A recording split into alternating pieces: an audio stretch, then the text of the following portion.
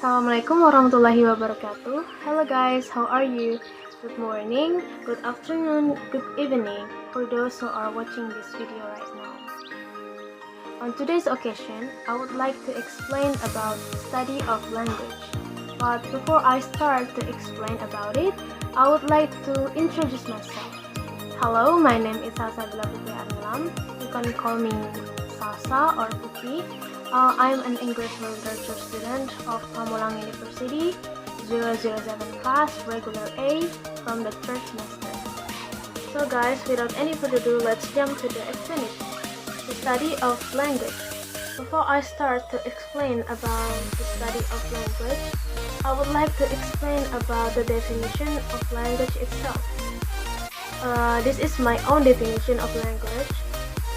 So language is a system, a media, or a way for human to have a communication. What I mean is, language can be defined as communication. I'm pretty sure that you had a conversation on phone or maybe in person.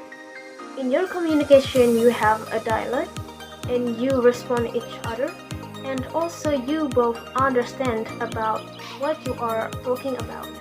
So that's called language.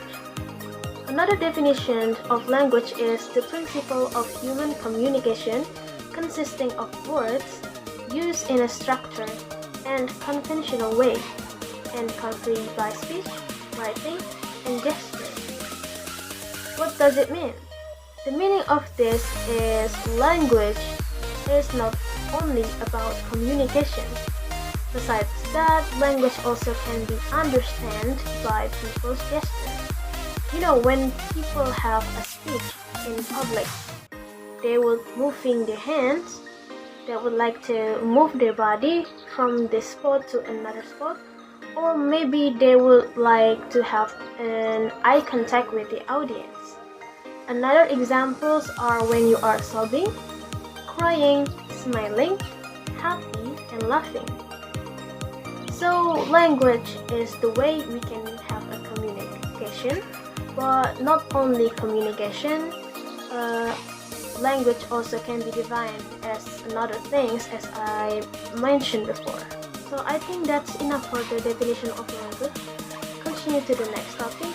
What is linguistics? So linguistics is the scientific study of language, meaning that it is a comprehensive, systematic, objective, and precise study of language. The traditional areas of linguistic analysis include phonetics, phonology, morphology, syntax, semantics, and pragmatics. First, I would like to explain it one by one. We have phonetics. Phonetics may be defined as the science of the speech.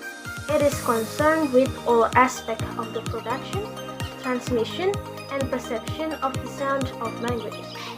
The field of phonetics is traditionally divided into three sub-disciplines based on the research.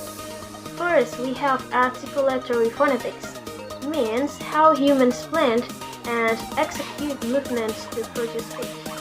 Second, acoustic phonetics, means how various movements affect the properties of the resulting sound. And the last one, we have auditory phonetics. What is auditory phonetics? It is how humans convert waves to linguistic information. Next, phonology. Phonology is the study of the pattern of sound in a language and across languages. Put more formally, phonology is the study of the categorical organization of speech sound in languages. And then we have morphology. What is morphology? Morphology is the study of words. Morphemes are the minimal units of words that have a meaning and cannot be subdivided further. There are two main types, first free and second bound. Free morphemes can occur alone, inbound morphemes must occur with another morpheme. So for the example, let's take a word badly. So let's analyze this word badly. Bad. Bad is a free morpheme. Why? Because it can stand alone. And Li Of course, Li is the vowel morpheme because it cannot stand alone. It just another morpheme to stand. So the word that Li is morphology, the example of morphology. Okay, now I'm going to talk about syntax. In linguistics, syntax refers to the rules that govern the ways in which words combine to form phrases, clauses, and sentences. The term syntax comes from the Greek meaning arrange together.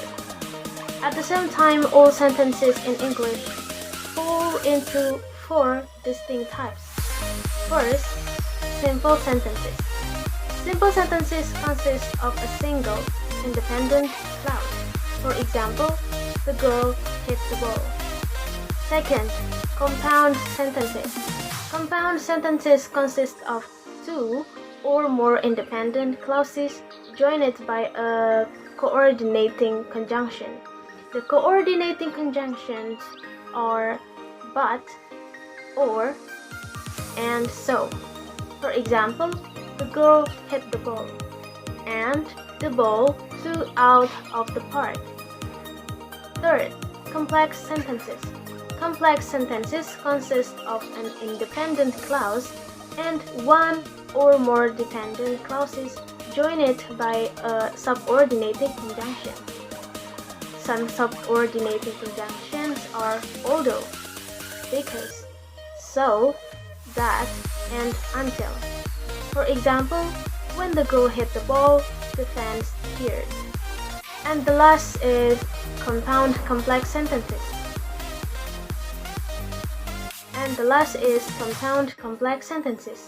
Compound complex sentences consist of multiple independent clauses as well as at least one dependent clause. For example, when the girl hit the ball, the fans cheered, and the ball flew out of the park. Next, semantics. Semantics is the study of the meaning of words in sentences. It's concerned with the relation of linguistic forms to non-linguistic concepts and mental representation in order to explain how sentences are understood by the speakers of a language. And then finally, the last one, we have pragmatics. Pragmatics is a specialized branch of study focusing on the relationship between natural language and users of that language. Okay, let's take a sentence as an example. Okay, got it. How are you?